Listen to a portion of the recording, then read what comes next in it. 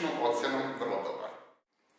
Cijelo radno iskustvo je usko povezano s informacijsko-komunikacijskim tehnologijama i pomorstvom, gdje sam veći dio radio kao voditelj informacijsko-telekomunikacijskog odjela i voditelj Planet Maintenance System. Kroz radni vijek obavljeni zadaci su bili projektiranje, instalacija, implementacija te održavanje računalnih mreža.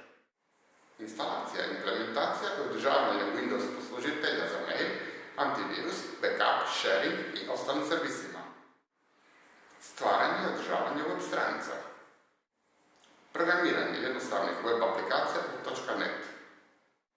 Pružanje tehničke podrške korisnicima.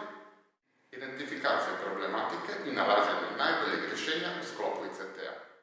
Kao osoba sam fleksibilna, uporna, pouzdana, s konstantnom željom za usavršavanje. Posao koji tražim je u ICT-u kao podrška korisnicima, sistemski inženjer ili web dizajner.